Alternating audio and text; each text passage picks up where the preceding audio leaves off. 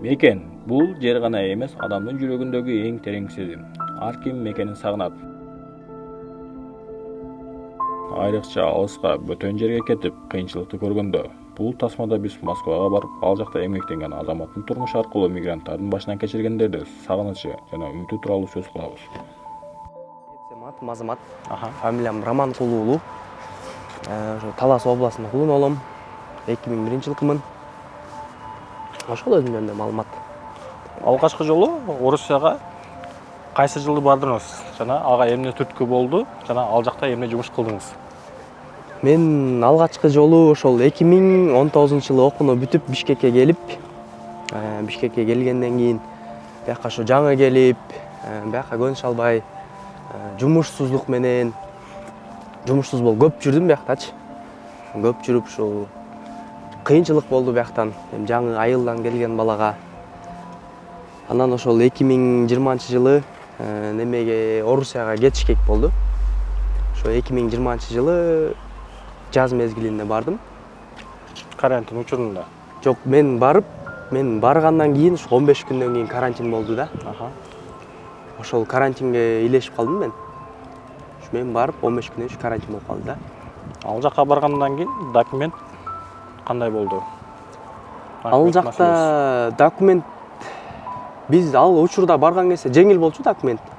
Ушу 5000 рубль берсең, ушу 10 күн ичинде документтер бүтүрүп берчи.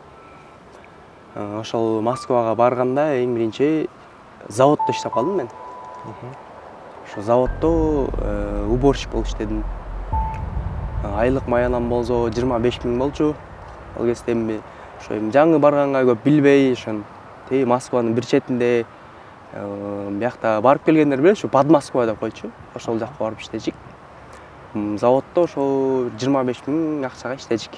Ал жакка баргандан кийин жашоо шарты кандай болду? Болбосо квартирада бир канча адам менен жашадыңыз, же болбосо өзүңүз квартира таап бир квартирада жашадыңызбы, же болбосо кыргызстандыктар менен бир адам 5-6 адам биригип бир квартирада жолу жашадыңыздарбы? Мен эң биринчи барганда ошол мени бияктан бир айылдык тааныш бир байкем чакырган.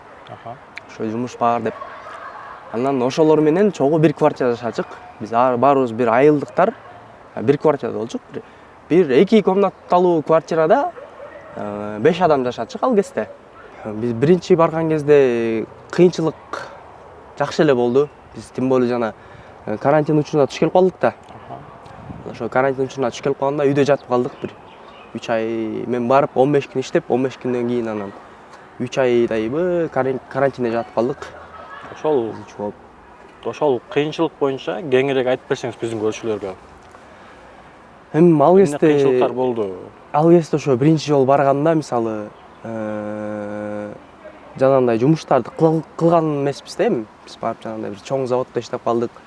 Ал жактан жанагындай бир чоң жерди берет момундай. Ошол жерди шыпырып, тазалап, жанагындай жүрүш керек да ошол жердечи. Ошол жерлерди шыпырып, иштей албай, көнө албай, ал жактын жана немеси да башкача. Климаты башкача ал жактын дагычы. Ошо климатына да көнө албай, кичине кыйынчылыктар болду. Ошо кээ бир адамдар мисалы барат ошол жактын климатына көнө албай, кээ бирлер ооруп калгандар болот. Мисалы кээ бирлер барат, мисалы бат эле көнүп кетет.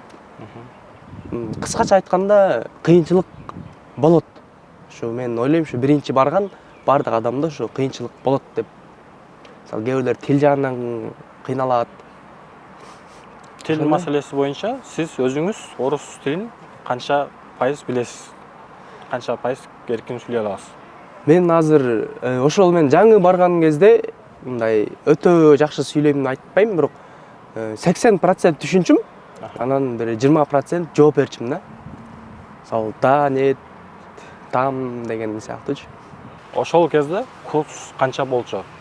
Ал жактан алган айлык акы бул жакка канча болуп түшчү? Ал кезде мисалы курс бир 1-3, 1-2, 1-3 болуп турчу да. Мисалы бир 10 000 салсаң, бир 12 000, 13 000дей болуп түшчү да. Бул жакта ал кезде мисалы жанагындай арзанчылык болчу, азыркыга салыштырмалуу арзанчылык болчу. Кичине жетчи да. Ошол нерсе. Анда эмесе мындай суроо берейин. Кыргызстанга канча убакыт иштеп кайттыңыз? Мен Кыргызстанга ошол 2020-жылы барып, 2023-жылдын орто чендерине келдим. Ошо бир 3 жыл, 3,5 жылдай иштеп келдим болуш керек.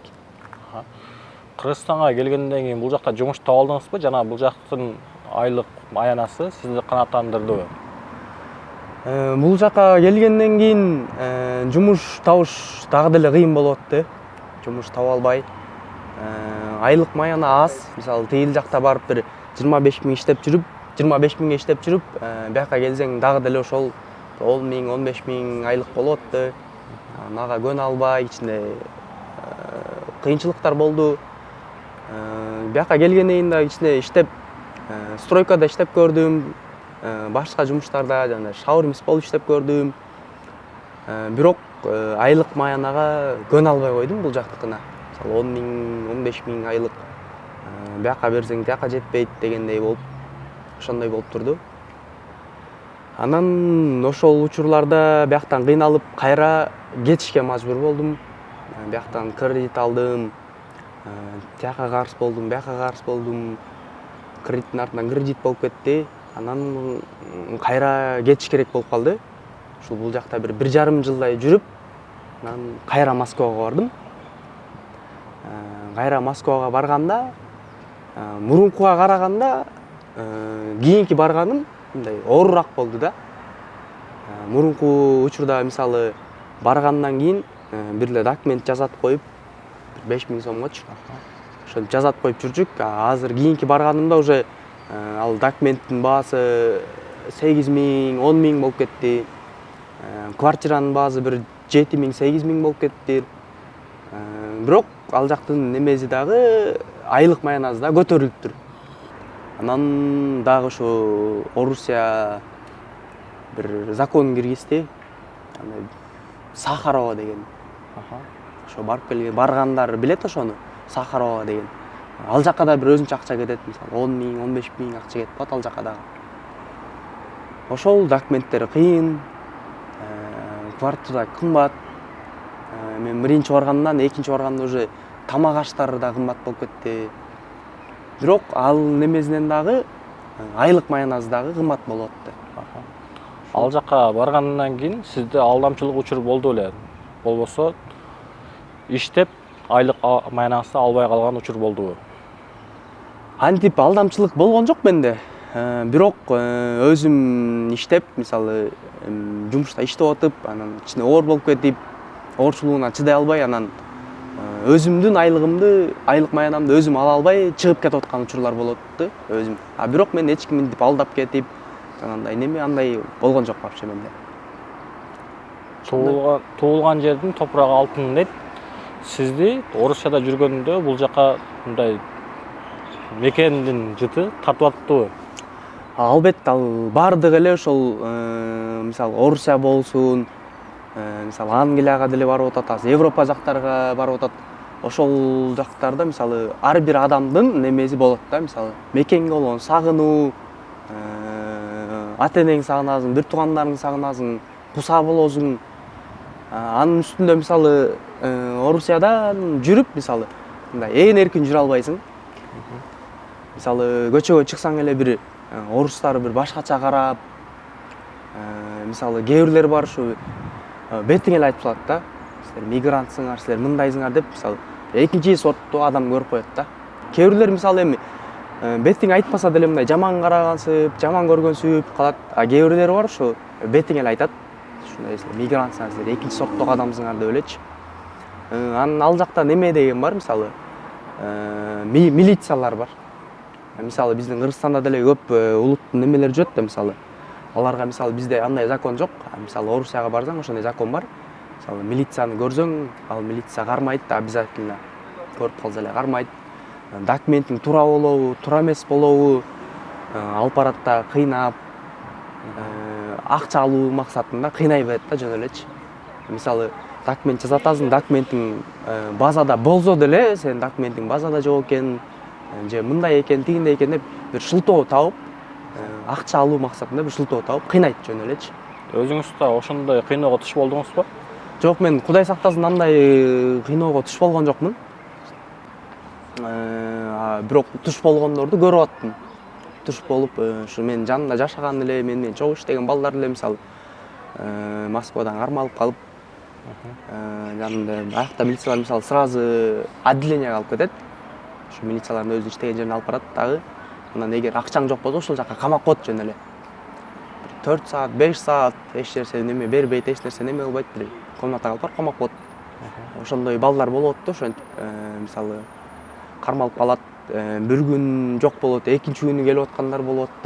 Мисалы кээ бирлер сүйлөшүп бир 10 000, 15 000 акча берип чыгып аткандар болот. Бирок өзүм андай немеге кабылган жокмун. Жакшы эле барып иштеп келдим. Көрсө жакшы. Азыркы учурда Кыргызстандасыз, азыр эмне менен алектенесиз? Азыр деле ушу келгениме бир жакында эле келдим, бир 2 ай болуп калды. Жакында эле келип, азыр эч нерсе менен алектенбей элем. Эми Кудайым буйрса алдыңкы күндөрү да бир Кыргызстандан эле иштеп, Кыргызстандан эле эмгектенсем деген ойлор бар. Ушу Москвага, Орусия жергесине бир экинчи жолу барбайм деген ниеттемин да. Орусия жергесине эмес, башка Европа мамлекеттерине кеткенге ниетиңиз барбы же жок? Жок, азыр жана өзгө элди тырбалаганча өзүң элиң ырбала деген бир кыргызда сөз бар эмеспи? Ошол сөзгө неме кылып, өзүмдүн эле жеримен, өзүм эле элимен, өзүм тууган жерим, ушул жерден эле кичине эмгектенип, бир жумуш кылып, ушул жактан эле мисалы кээ бир адамдарды көрүп атам, ушул жерден эле иштеп бутка туруп кетип аткандар бар. Ушул жерден эле иштеп, мисалы Москвада тапкан акчаны табып аткандар бар. Европадан тапкан акчаны бияктан эле табып аткандар бар. Ошентип бияктан эле иштеп аракет кылсам деген ой. Анда эмесе, акыркы суроо болсун.